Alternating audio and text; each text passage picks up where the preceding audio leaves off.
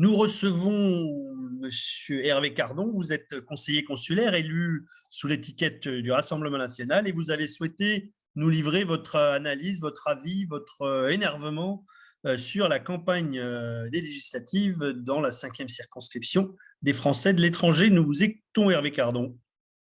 Oui, bonjour. D'abord, une fois n'est pas coutume, je voudrais remercier LREM pour nous avoir sponsorisé le feuilleton de l'été. Alors, pour le titre, j'hésite encore entre règlement de compte et hockey choral, ou plus exactement, petit meurtre entre amis. Ça, c'est le titre. Alors, pour ce qui est du générique, nous avons d'un côté Vosgétal intermittent du spectacle, d'un premier côté. Alors, le figurant veut rester sur les planches et prétend. Alors, et puis manifestement, la pièce est plaisante, le cachet n'est pas désagréable et il s'accroche à son siège.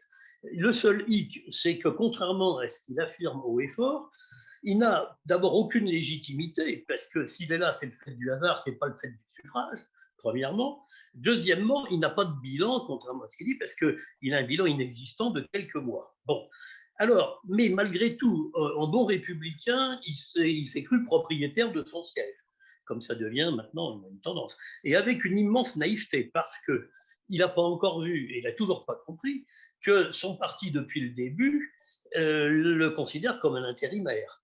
En effet, toute la place savait depuis au moins 15 jours, moi je le savais, et il n'y a que lui qui ne savait pas, avait entendu parler de la candidature de Valls.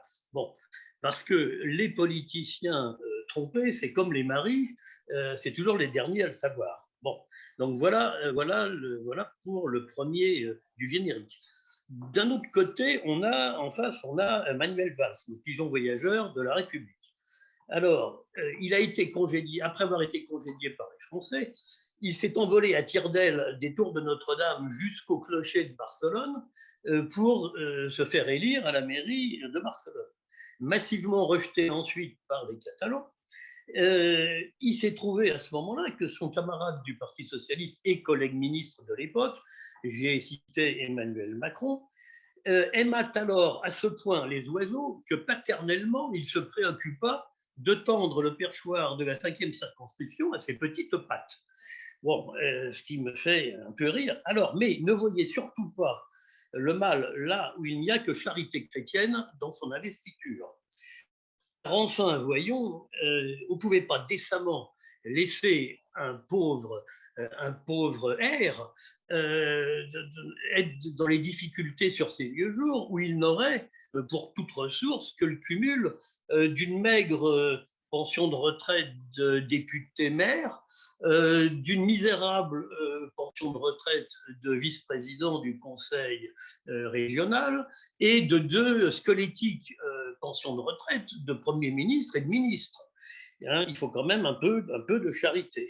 Bon, alors, ceci étant dit, en attendant, tout au long de son parcours, M. Valls fait preuve, avec une grande constance, d'autant de constance dans son patriotisme que de fidélité dans ses convictions politiques. Alors, je rappelle simplement, il adorait la France tant qu'il se prévalait de sa nationalité française, tant que ça lui permettait d'avoir des portefeuilles ministériels.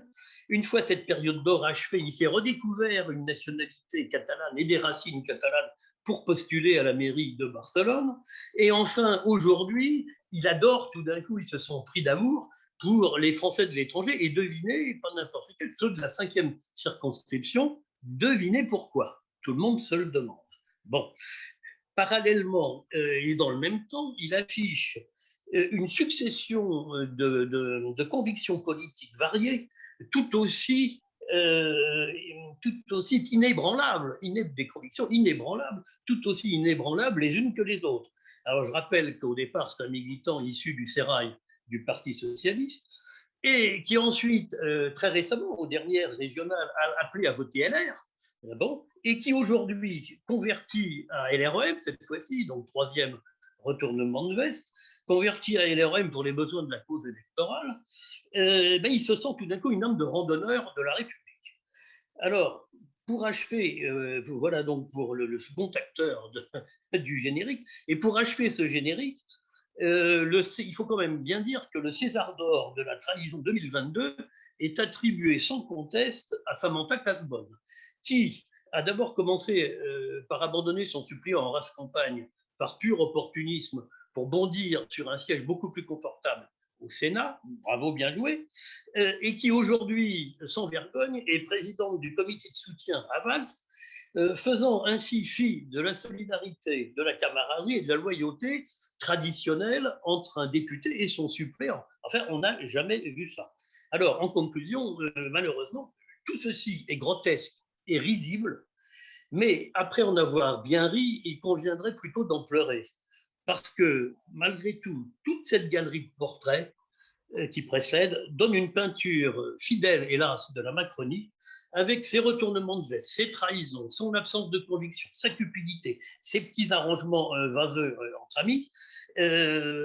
C'est quand même une belle tranche de vie bien saignante. Il y a décidément quelque chose de pourri au royaume de France, ce royaume dont le prince est un enfant pervers. Merci beaucoup, Hervé Cardon. Je crois qu'il est clair que vous ne soutenez ni Vogetta, ni Manuel Valls.